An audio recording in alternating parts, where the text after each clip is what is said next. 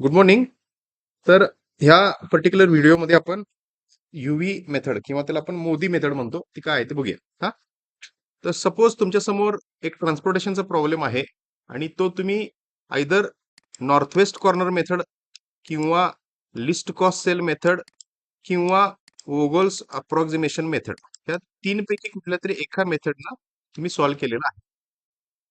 ठीक आहे.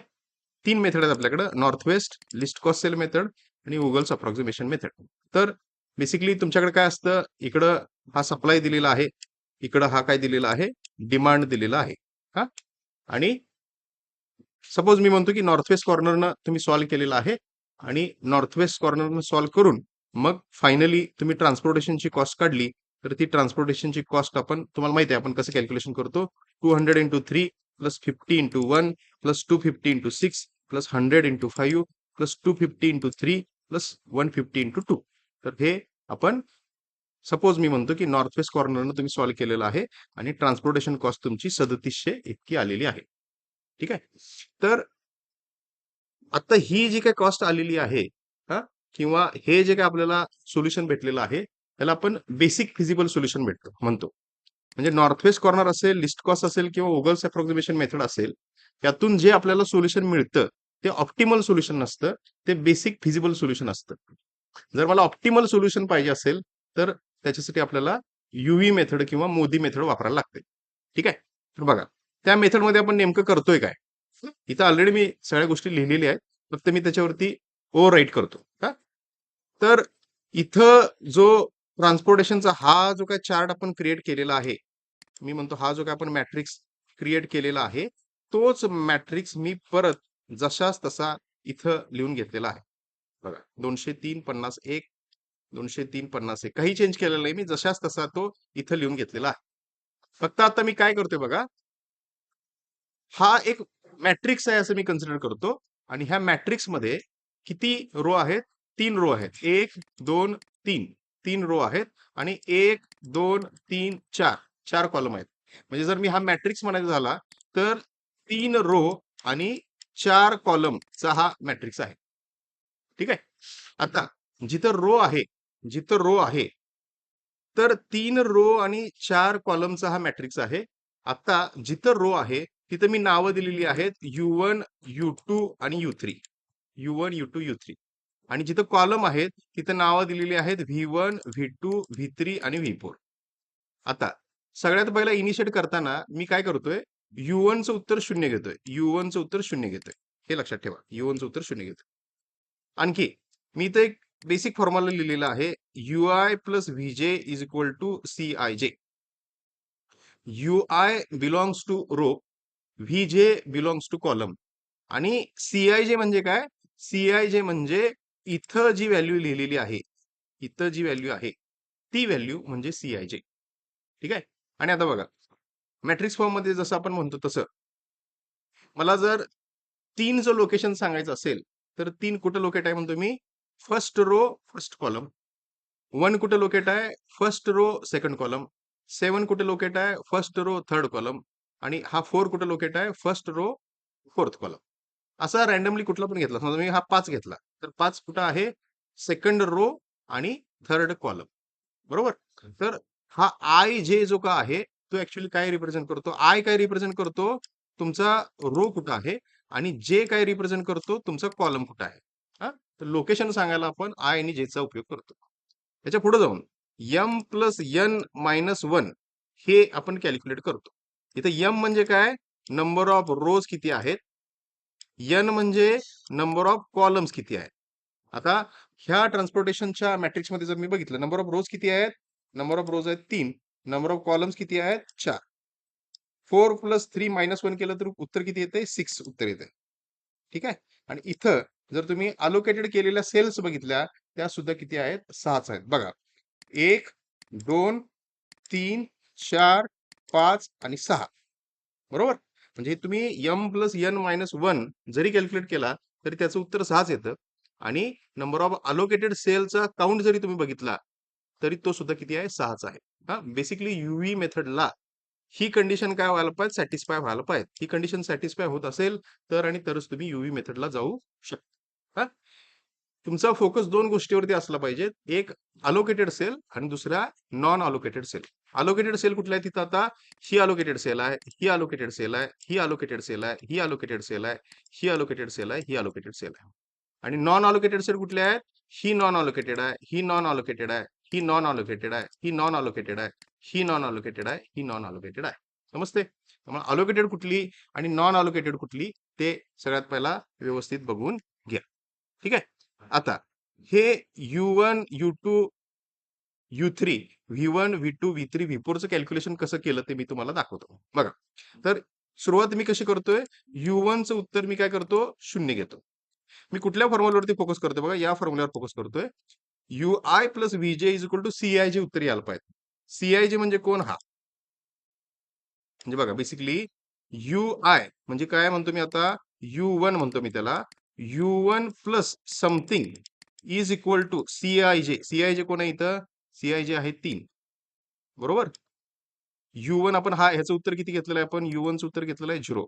So 0 plus something is equal to 3. मग तिथं हे समथिंग जे काय आहे त्याचं उत्तर काय पाहिजे? किती उत्तर पाहिजे त्याचं? 3 उत्तर पाहिजे. त्यामुळं V1 चं उत्तर काय असेल? 3 असेल. ठीक आहे. आता U1 झाला, V1 झाला. आता मला V2, V3, V4 आणि U2, U3 कॅल्क्युलेट करायचं आहे. तर तुम्ही कसं कॅल्क्युलेट करणार बघा. तो कॅल्क्युलेशन करण्यासाठी सगळ्यात पहिला माझा फोकस मी अलोकेटेड सेल वरतीच ठेवतोय. हं. आता इथं अलोकेटेड सेल जी आहे, इथलं उत्तर किती आहे? 1 आहे. म्हणजे उत्तर किती यायला पाहिजेत मला? 1 यायला पाहिजेत. ठीक आहे. आणि इथं असणारी U1 ची व्हॅल्यू प्लस इथं असणारी V2 ची व्हॅल्यू ह्या दोघांचं समेशन केली तर उत्तर किती यायला पाहिजे? 1 यायला पाहिजे. U1 चं उत्तर किती आहे? 0.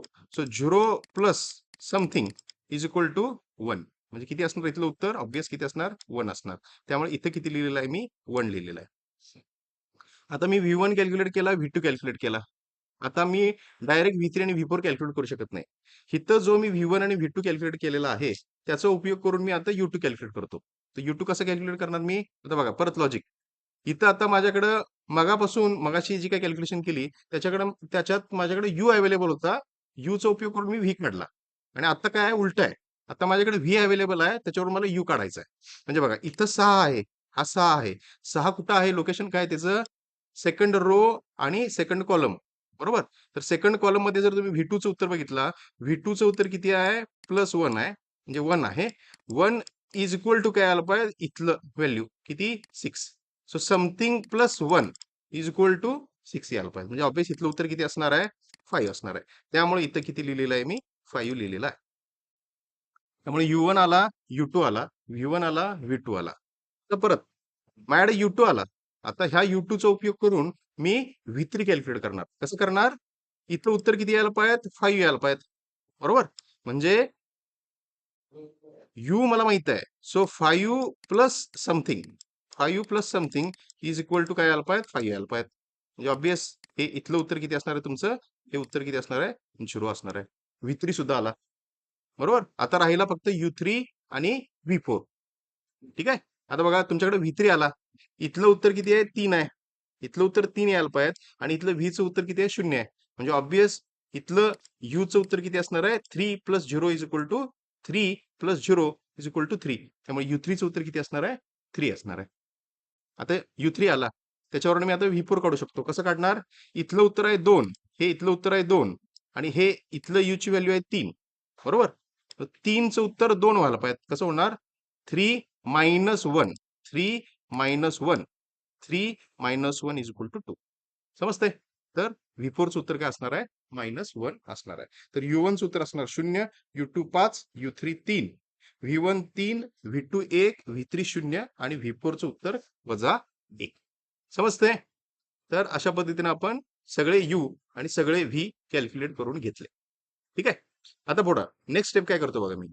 हे इथं जे काय आहे, जे मागं होतं तेच मी जशास तसं लिहून घेतलेलं आहे. कॅरी फॉरवर्ड केलेलं आहे. काही वेगळं केलेलं नाही. ठीक आहे. आता मी काय करतोय बघा. मगाशी मी माझा फोकस अलोकेटेड सेलवरती होता. आता माझा फोकस मी नॉन अलोकेटेड सेलवरती ठेवतोय आणि मी एक व्हॅल्यू कॅल्क्युलेट करतोय. तिला म्हणतोय मी PIJ. त्याला मी म्हणतोय मी PIJ. आणि PIJ मी कसं कॅल्क्युलेट करतोय बघा. PIJ कॅल्क्युलेट करताना मी UI प्लस व्हीजे मायनस सीआयजे असं कॅल्क्युलेट करतो. आता हा मगाचा ट्रान्सपोर्टेशन मॅट्रिक्स जसा होता with U1 U2 U3 V1 V2 V3 V4 च्या व्हॅल्यूनुसार मी लिहून घेतलेला आहे. इथं फक्त लक्षात ठेवा हा V4 -1 आहे. ठीक आहे. आता मी PIJ कॅल्क्युलेट करतोय. तर PIJ कसं कॅल्क्युलेट करतोय बघा मी. हा PIJ कॅल्क्युलेट करायला मी U ची व्हॅल्यू, V ची व्हॅल्यू आणि CIJ ची व्हॅल्यू त्यांचा काय करतोय उपयोग करतोय. CIJ व्हॅल्यू म्हणजे मी ही व्हॅल्यू म्हणतोय. म्हणजे 3 1 7 4 2 6 5 9 8 3 3 2 ह्या सगळ्या मी म्हणतोय CIJ च्या व्हॅल्यू आहेत. आता मी त्याच्यावरून PIJ ची व्हॅल्यू कॅल्क्युलेट करतोय. आता बघा ती कॅल्क्युलेट करत असताना मी ज्या नॉन अलोकेटेड सेल आहेत त्याच्यावरती माझा फोकस ठेवतोय. नॉन अलोकेटेड सेल कुठले आहेत? ही नॉन अलोकेटेड आहे, ही नॉन अलोकेटेड आहे, त्याच्यानंतर ही नॉन अलोकेटेड आहे, ही नॉन अलोकेटेड आहे, ही नॉन अलोकेटेड आहे, ही नॉन अलोकेटेड आहे. आता ही नॉन अलोकेटेड म्हणजे कुठं आहे? लोकेशन काय त्याचं? First row third column. ही म्हणजे कशी?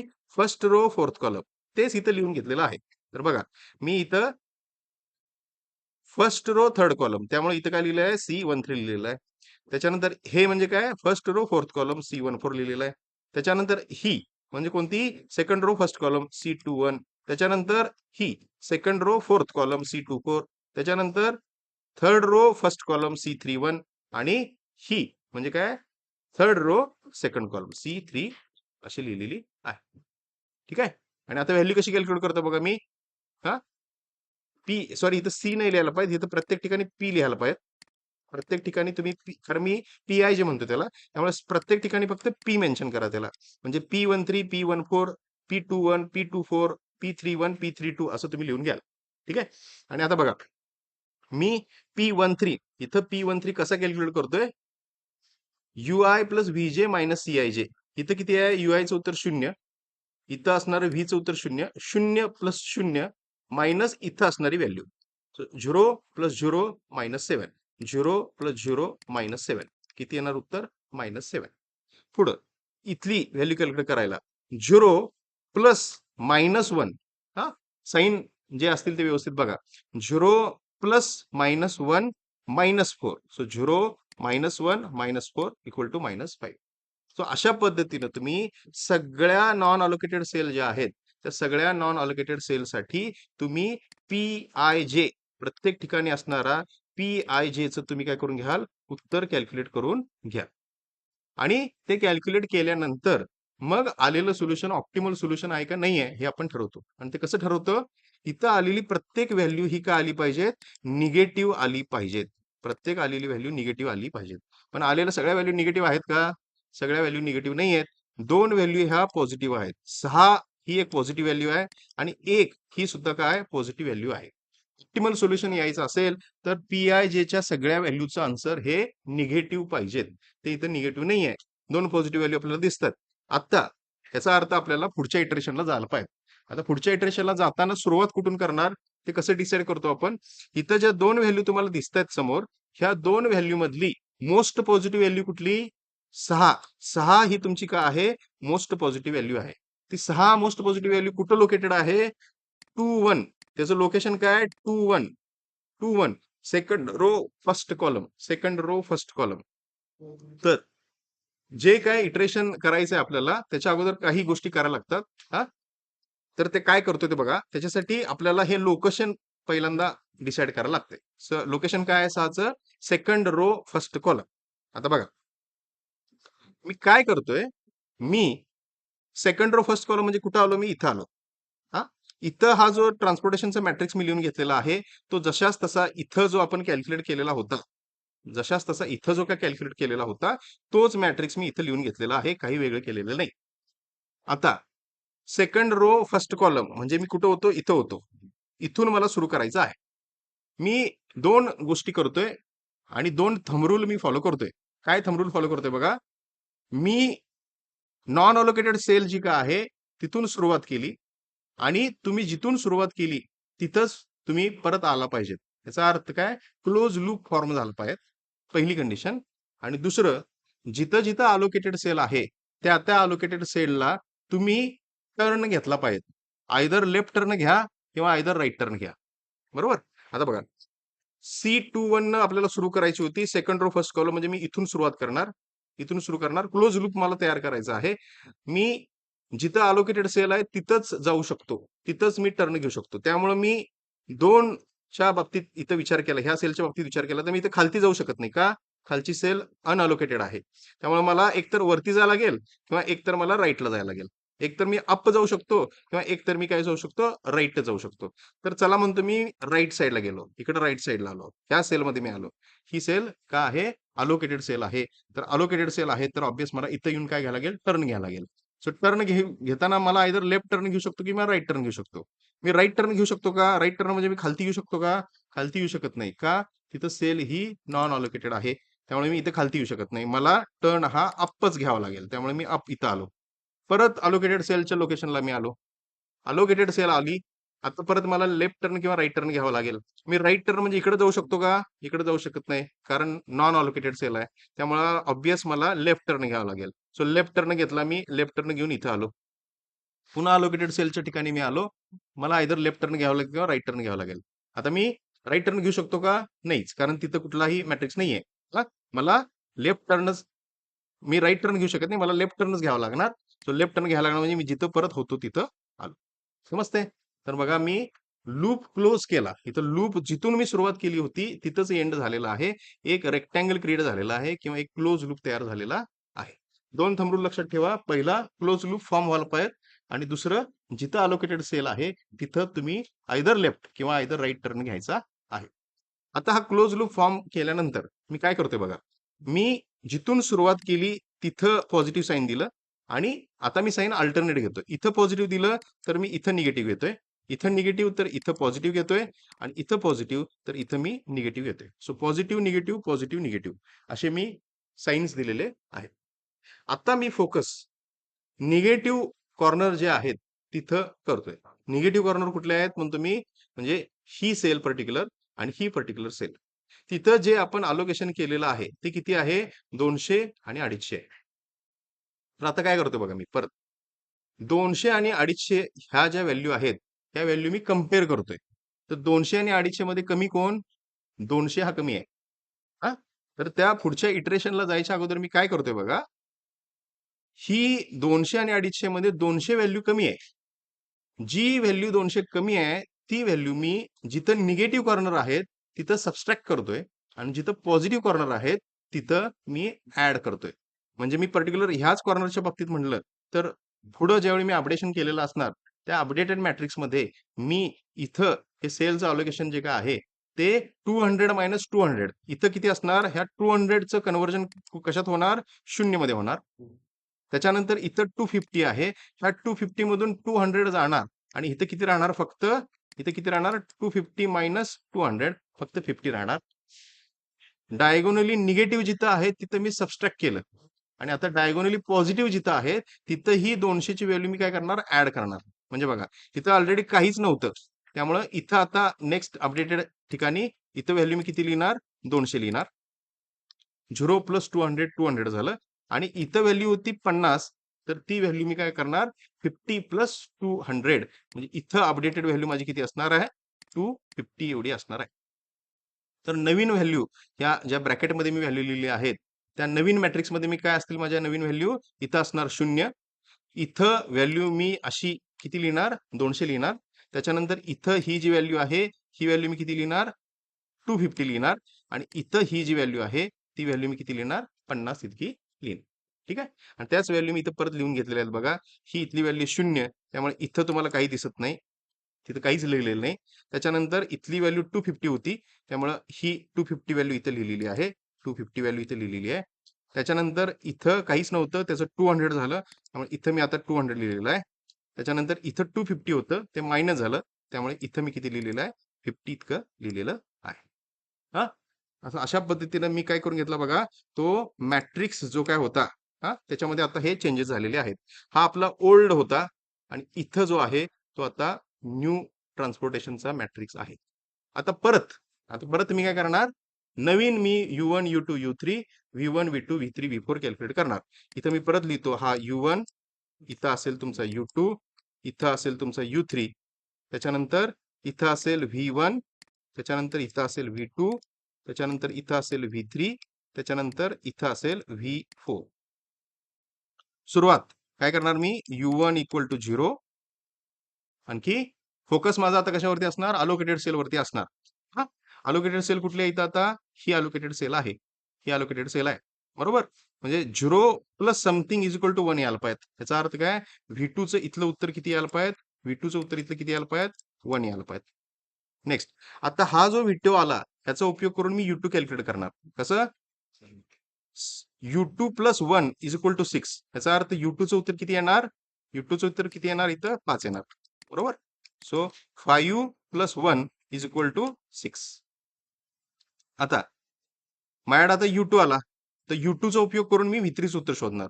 कसं इथं आहे 5 इथं पण आहे 5 5 plus something is equal to 5 म्हणजे V3 चं उत्तर किती येणार 5 प्लस 0 म्हणजे V3 चं इथलं तुमचं उत्तर किती असणार आहे 0 असणार आहे. So 5 plus 0 is equal to 5. आता माझ्याकडे V3 आला V3 चा उपयोग करून मी फाइंड काय करणार U3 फाइंड करणार बरोबर. सो V3 चं उत्तर 0 so U3 plus 0 is equal to 3 बरोबर. म्हणजे U3 चं उत्तर किती असणार आहे U3 चं उत्तर असणार आहे 3. So 3 plus 0 is equal to 3. अशा पद्धतीने मी U1 U2 U3 काढला. माझा राहिलेला आहे V1 आणि V4 राहिलेला आहे बरोबर. आता V4 मी कसं कॅल्क्युलेट करणार बघा इथं आहे 3 आणि इथं आहे 2. So 3 plus something is equal to 2. याचा अर्थ इथं V4 चं उत्तर किती यायला पाहिजे V4 चं उत्तर यायला पाहिजे -1. सो V4 चं उत्तर माझं -1 आलेलं आहे. ठीक आहे. आणि आता V4 चं उत्तर आलेलं आपलं -1. आणि आता बघा V1 मला कॅल्क्युलेट करायचं आहे. सो V1 मला कॅल्क्युलेट करायचं तुम्ही कसं करणार कॅल्क्युलेट माझ्याकडे आता इथलं हे उत्तर आहे. So 5 plus something is equal to 2 म्हणजे इथलं V1 चं उत्तर किती असणार आहे. So 5 plus something is equal to 2 म्हणजे ऑब्वियस तिथं 5 मायनस 3 इथं येणारं उत्तर काय पाहिजे -3 पाहिजे. 5 मायनस 3 इज इक्वल टू काय येईल 2E. तर अशा पद्धतीने मी U1 U2 U3 V1 V2 V3 V4 calculate केला तोच इथं लिहिलेला आहे. V1 -3 बघा व्हॅल्यू चेक करून बघा एकदा V1 -3 V2 +1 V3 0 V4 -1 U1 0 U2 5 U3 3 बरोबर. सगळ्या व्हॅल्यू मी काय करून घेतल्या U1 च्या आणि V च्या सगळ्या व्हॅल्यू मी कॅल्क्युलेट करून घेतल्या. आता त्या कॅल्क्युलेट केल्यानंतर मी परत कशावरती फोकस ठेवणार नॉन अलोकेटेड सेल जे काय आहेत त्याच्यावरती फोकस ठेवणार आणि परत PIJ चं उत्तर काढणार. इथं प्रत्येक ठिकाणी P लिहा. सो PIJ मी कॅल्क्युलेट करतोय लक्षात ठेवा. सो CIJ म्हणजे सेलची व्हॅल्यू कुठल्या अलोकेटेडच्या आणि PIJ म्हणजे नॉन अलोकेटेड सेलची व्हॅल्यू. तर ती मी कशी करतोय बघा. आता इथं नॉन अलोकेटेड सेल कुठली आहेत ही नॉन अलोकेटेड आहे ही नॉन अलोकेटेड आहे ही नॉन अलोकेटेड आहे त्याच्यानंतर ही नॉन अलोकेटेड आहे ही नॉन अलोकेटेड आहे ही नॉन अलोकेटेड आहे. आता ही म्हणजे कुठली फर्स्ट रो फर्स्ट कॉलम 1 1. त्याच्यानंतर ही म्हणजे कुठली फर्स्ट रो थर्ड कॉलम 1 3. ही म्हणजे फर्स्ट रो फोर्थ कॉलम. त्याच्यानंतर ही म्हणजे सेकंड रो फोर्थ कॉलम. त्याच्यानंतर ही म्हणजे third row first column C31. ही म्हणजे third row second column C32. ठीक आहे. आणि आता PIJ मी कसं कॅल्क्युलेट करणार UI plus VJ minus CIJ. ठीक आहे. तर बघा म्हणजे इथली आता मला व्हॅल्यू कॅल्क्युलेट करायची असेल तर कसं करणार मी 0 प्लस -3 -3 बरोबर. म्हणजे इथं कसं होईल ते ऑब्वियस 0 -3 आन्सर काय असेल -6 असेल. परत इथं आलो मी सो 0 प्लस 0 -7 आन्सर काय असेल -7 असेल. सो अशा पद्धतीने तुम्ही सगळ्या व्हॅल्यू कॅल्क्युलेट कराल आणि सगळ्या व्हॅल्यू कॅल्क्युलेट केल्यानंतर परत तुम्ही ऑप्टिमिलिटी रीच झाली का नाही ती चेक करणार. कशी चेक करणार सगळ्या व्हॅल्यू काय आला पाहिजे निगेटिव्ह यायला पाहिजे. आहेत का निगेटिव्ह नाही आहेत. एक व्हॅल्यू पर्टिक्युलर इथली ही व्हॅल्यू जी आहे ती पॉझिटिव्ह आहे. ती व्हॅल्यू कुठं लोकेटेड आहे थर्ड रो सेकंड कॉलम म्हणजे बघा मी पुन्हा हा इथला जो मॅट्रिक्स आहे तो जशास तसा परत लिहून घेणार. तो मी इथं लिहून घेतलेला आहे. बाकीच्या मी इथं आता U1 U2 U3 V1 V2 V3 V4 च्या व्हॅल्यू इथं लिहिलेल्या नाहीयेत. फक्त आणि फक्त मी मॅट्रिक्स सेल अलोकेशन जे काय आहे तेच फक्त मी मेन्शन केलेलं आहे. आता परत मला काय करायला लागणार बघा माझा फोकस काय होता 3 2. So third row second column third row second column म्हणजे इथून मला सुरुवात करायला लागणार. इथून मला सुरुवात करायला लागणार. रूल काय आपला, लूप क्लोज व्हायला पाहिजेत आणि जिथं अलोकेशन आहे तिथं तुम्ही टर्न घ्यायला पाहिजे. बरोबर? म्हणजे आता बघा, इथून सुरू करणार मी. हा, सुरू केलं, सरळ आलो मी, अलोकेटेड सेल आली, टर्न घ्यायला पाहिजे. सो टर्न घेतला मी. त्याच्यानंतर अलोकेटेड सेल आली, परत टर्न घ्यायला पाहिजे, टर्न घेतला मी. त्याच्यानंतर परत अलोकेटेड सेल आली, मला परत काय घ्यायला लागला, टर्न घ्यायला. सो मी टर्न घेतला. जिथून सुरुवात केली तिथं मी पॉझिटिव्ह लिहिलं आणि तिथून पुढे मी अल्टरनेट लिहिणार. Positive negative, positive negative, positive negative, positive negative, असं मी लिहून घेतलेलं आहे. आता नेक्स्ट, जे निगेटिव्ह कॉर्नर आहेत तिथं असणाऱ्या व्हॅल्यूज, तिथं असणाऱ्या ह्या ब्रॅकेटमध्ये असणाऱ्या व्हॅल्यू वरती फोकस करा. सो दोन व्हॅल्यू आहेत 50 आणि 250. सो 50 आणि 250 मध्ये कमी कोण, 50. 50 कमी आहे, तो तुम्ही काय करणार, निगेटिव्ह कॉर्नर जिथं आहे तिथं त्यांना सबस्ट्रॅक्ट करणार आणि पॉझिटिव्ह जिथं आहे तिथं काय करणार, ऍड करणार. म्हणजे इथली येणारी अपडेटेड व्हॅल्यू काय असेल, 50-50 किती असणार आहे, ही 0 असणार आहे.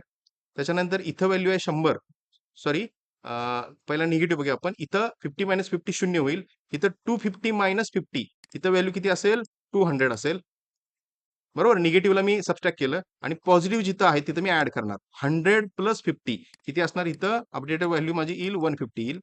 इथं व्हॅल्यू नाहीच आहे, त्यामुळे इथं येणारी अपडेटेड व्हॅल्यू माझी किती असणार आहे, 50 असणार आहे.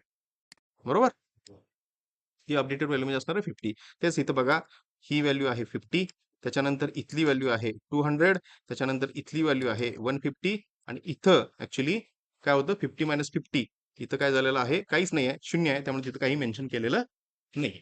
बरोबर, आता हे तुमचं काय आहे, अपडेटेड ट्रान्सपोर्टेशन मॅट्रिक्स आहे.